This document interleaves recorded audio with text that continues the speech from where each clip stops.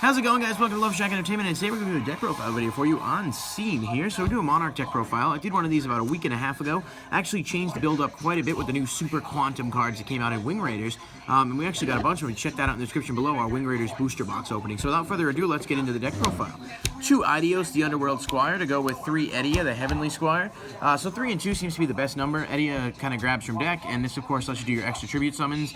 And, of course, Edia can let you get back pantheisms that you had to banish or things you banished with Prime. Whoops, throwing all that all over the place. So 3 of the big guy there. Erebus, the Underworld Monarch, still really good. Non-targeting removal, also can recycle itself back from the graveyard. And so overall, just a really powerful card. To go with the 2 Ether, the Heavenly Monarchs, not exactly going to be a popular opinion here. People are going to say it should be a 3 of, but with the Super Quantum stuff, you do kind of have to make space, and this is a bit recyclable, so I elected to cut this instead of Erebus, just because it's a bit easier to get things back. Really good card, obviously specials from deck, and can be summoned during the opponent's turn, so definitely good. Just, had to make space somehow. So for the new stuff, so 2 Super Quantum Red Layer and 2 Super Quantum Blue.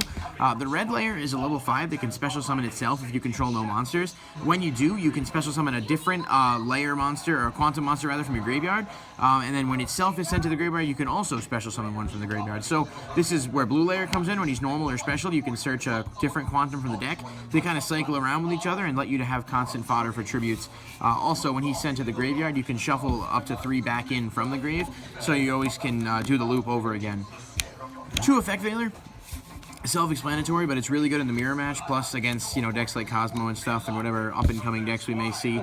1 Kurez, bring it out with Ether, so really good pop, get you some draw power, things like that. Also, just because it's good to, if you have no cards and you really need to draw some things, you can do that. 1 Caius and 1 Thestalos. Really good card. I think the best Monarch, probably.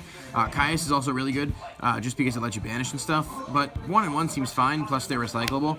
In the mirror match, the Stallos might be better to play at 2 if you side 1 in, just because you can get rid of your opponent's combo pieces before they get to do stuff.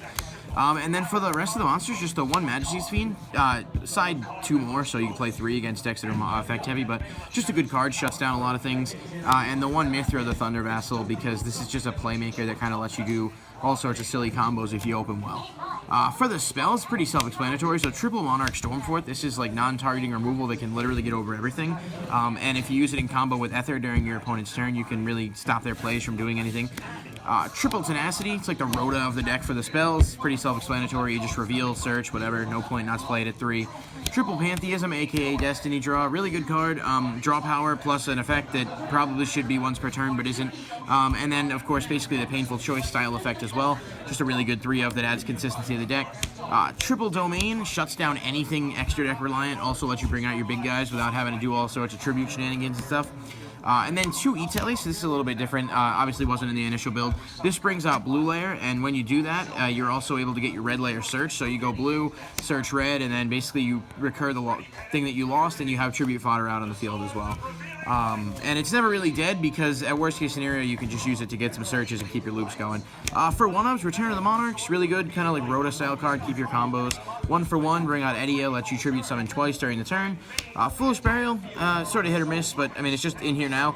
Dump your Erebus to the graveyard, or Idios or Idea, get your Pantheism back. So there's definitely plays to be made.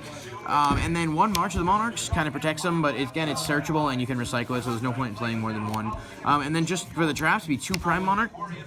A lot of people say 3. It's kind of bricky, and you can recycle it like you can with everything else in the deck, so I don't really see any need to play more than that. But pretty much the only difference is we sort of, increase the consistency a little bit by trying to get rid of some of the bricking, and then the Quantums, which just really allow you to do a lot more than you could before. And of course, Red Layer is a fire, so if you do tribute it for the Stalos, you do get the additional effect. So overall, just a really good options there. So yeah, that's pretty much it, the updated deck profile. Hope you guys did enjoy it. Feel free to leave a comment down below if you'd like and subscribe if you did enjoy the video, and I'll see you next time right here at Loveshack Entertainment.